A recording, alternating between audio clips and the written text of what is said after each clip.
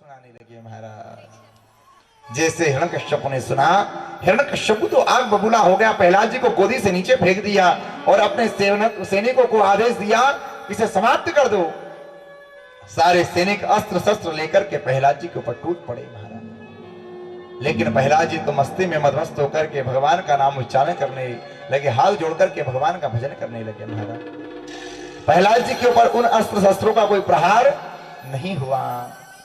हिरण्यकश्यप ने कहा भैया इसे पर्वत से फेंक दो। अब पर्वत से फेंका, से माता पृथ्वी ने अपने आंचल में झेल लिया महाराज। समुद्र में डुबाया गया, समुद्र का सारा जल स्थिर हो गया। जहर पिलाया गया, जहर भी अमृत बन गया महाराज, विष भी अमृत बन गया।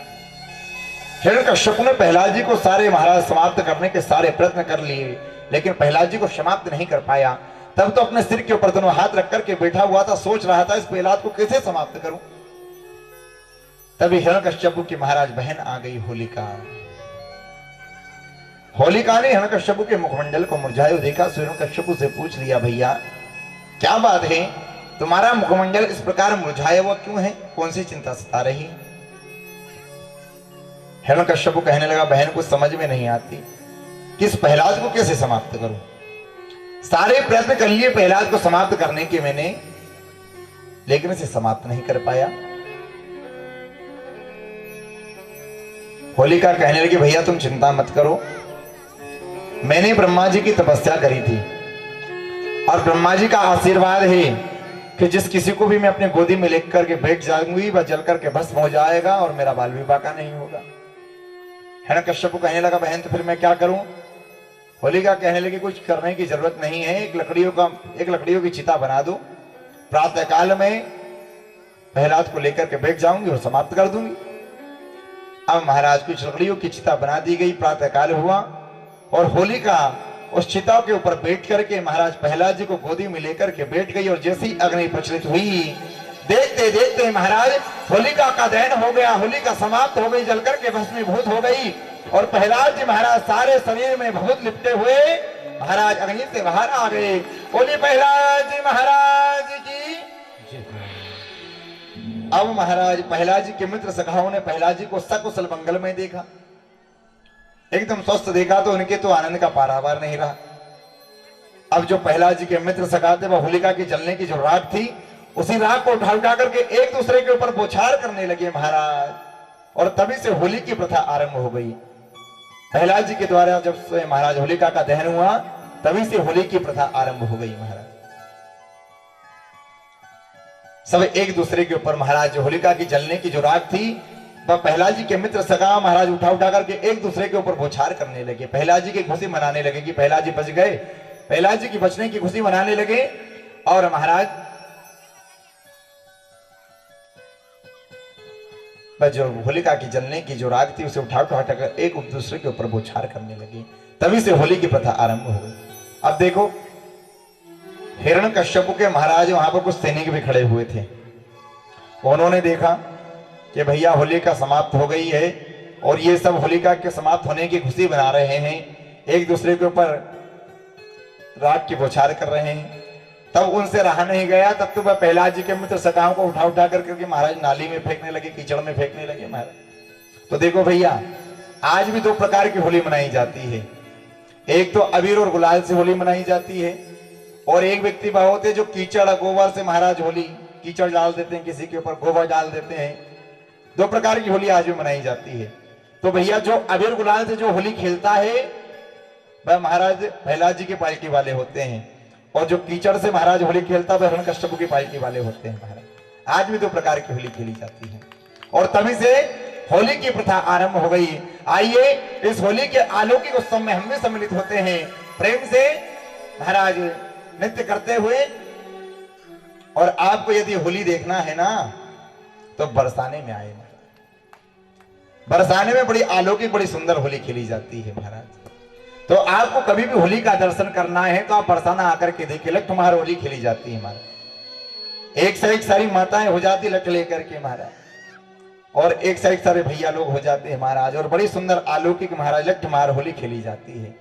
तो कभी आपको होली का दर्शन करना हो तो बरसाने आए महाराज। आइए इस होली के अलौकिक उत्सव में हम भी सम्मिलित होते हैं कि आज वीरज में होली रे रसिया, आज वीरज में होली रे रसिया, आज वीरज में होली रे रसिया, आज वीरज में होली रे रसिया, आज वीरज में होली रे रसिया, आज वीरज में होली रे रसिया, होली रे रसिया मर जोरी रे रसिया, रसिया बर जोरी रे रसिया, होली रे रसिया मर जोरी रे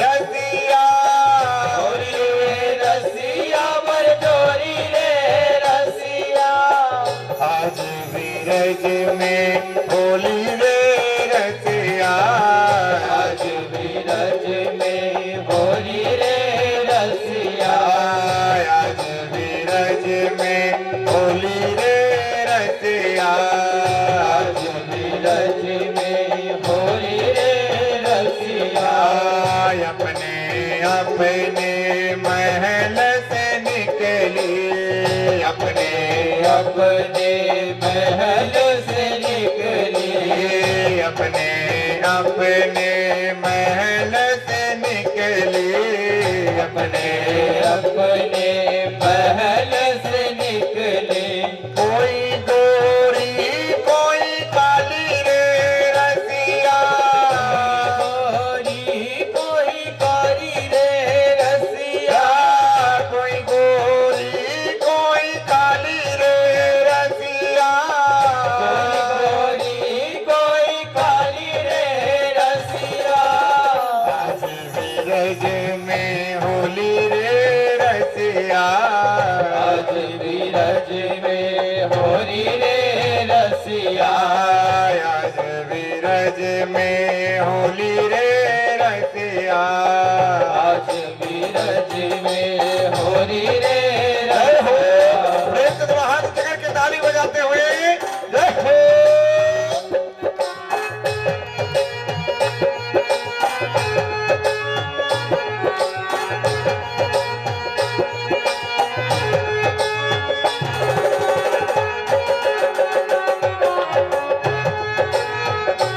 जय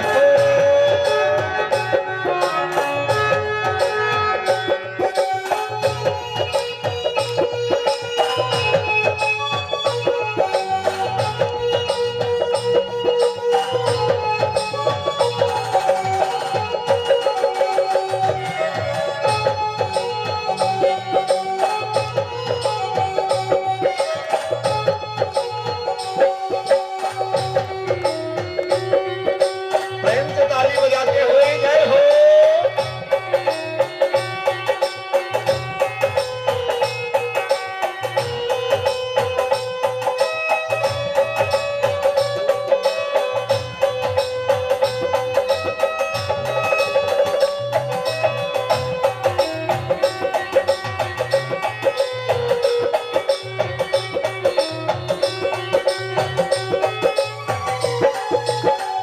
उनके हाथ कनक पिचकारी, के हाथ कनक पिचकारी, उनके हाथ कनक पिचकारी, के हाथ कनक पिचकारी, उनके हाथ कमोली रे रसिया, के हाथ कमोली रे रसिया, उनके हाथ कमोली रे रसिया, के हाथ कमोली रे रसिया, आज वीरज में होली रे रसिया, आज वीरज में होली रे रसिया, आज वीरज में होली रे रसिया, आज वीरज में होली रे रसिया।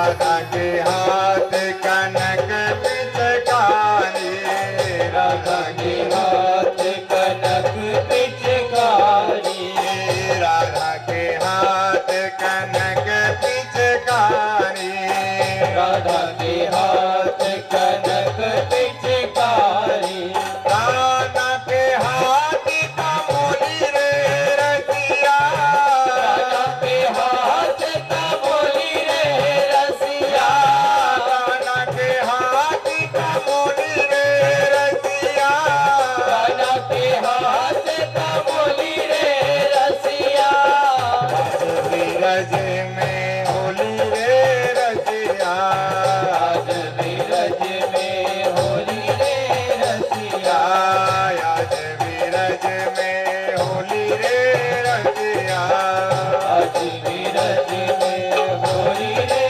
रसिया, आज बीरज में होली रे रसिया, आज बीरज में होली रे रसिया, आज बीरज में होली रे रसिया, आज बीरज में होली रे रसिया, आज बीरज में होली रे रसिया, आज बीरज में होली रे रसिया, आज बीरज में होली रे रसिया, आज बीरज में होली रे रसिया, आज बीरज में होली रे रसिया,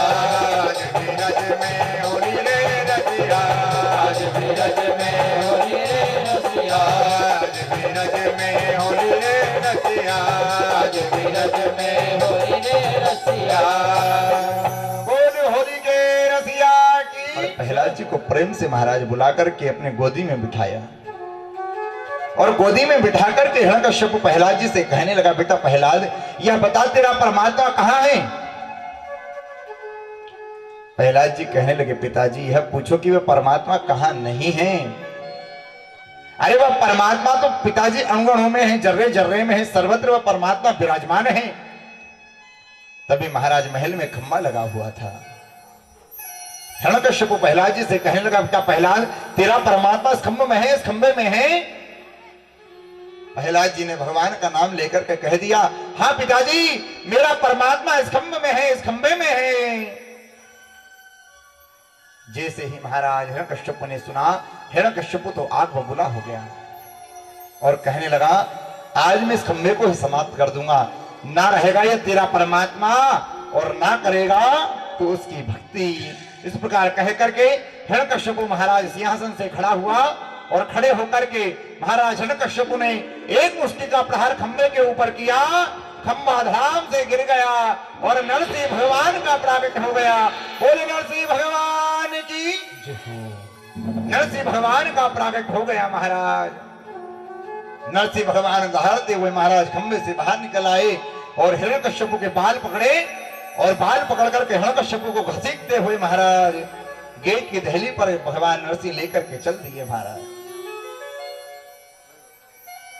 और गेट की दहली पर महाराज भगवान ने हिरण्यकश्यप को हिच करके लेकर के आ गए और गेट की दहली पर नरसिंह भगवान बैठ गए और अपनी जंगा पर महाराज हिरण्यकश्यप को लेटा लिया।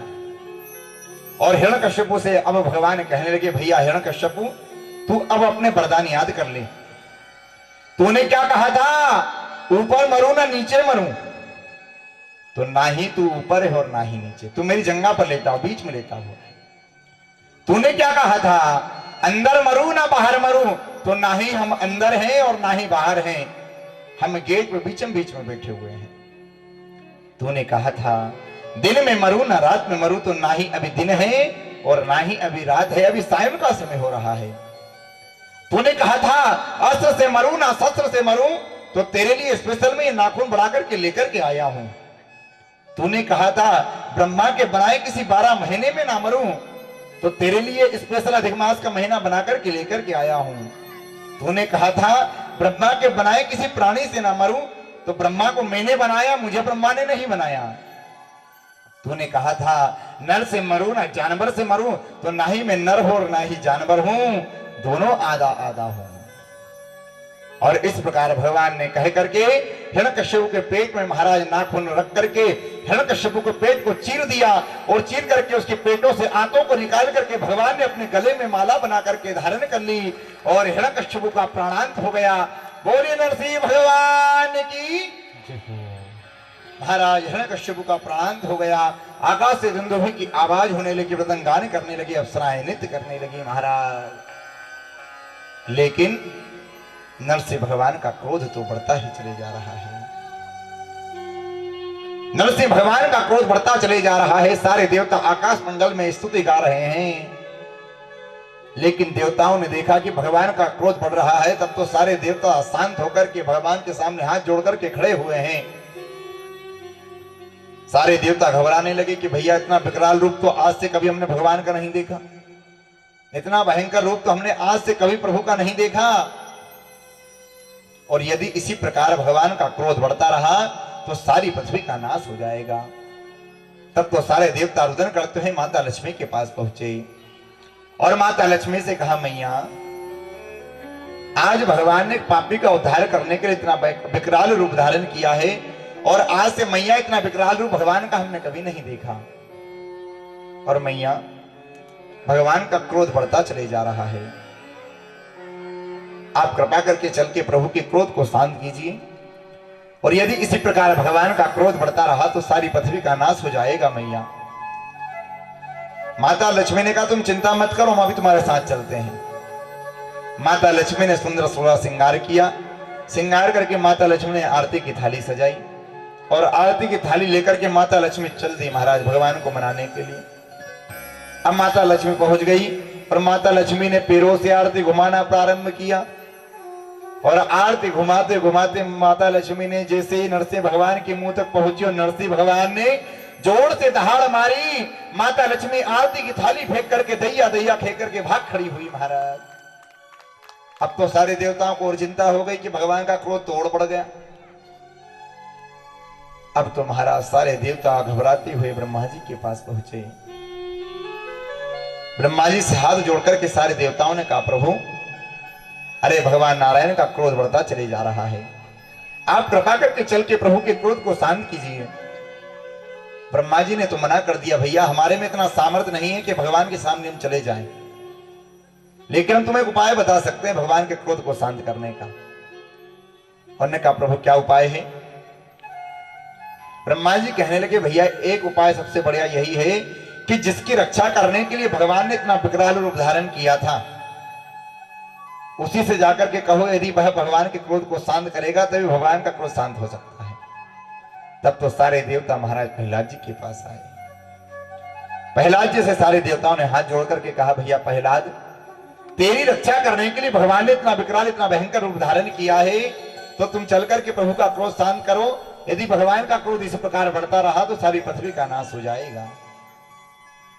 तब तो प्रहलाद जी रुदन करते हुए महाराज भगवान के पास गए और प्रहलाद जी रुदन करते हुए नरसिंह भगवान से कहने लगे, प्रभु जिस पापी का उद्धार करने के लिए आपने यह विकराल रूप धारण किया था, उस पापी का उद्धार हो गया है, संहार हो गया है। आप अपने क्रोध को शांत कीजिए प्रभु। जब प्रहलाद जी ने इस प्रकार प्रार्थना करी तब तो भगवान का क्रोध कुछ शांत हो गया महाराज। और अब नरसिंह भगवान ने श्री प्रहलाद जी को महाराज हाथ पकड़ करके ले गए और नरसिंह भगवान सिंहासन पर बैठ गए और प्रहलाद जी को अपने गोदी में बिठा लिया महाराज।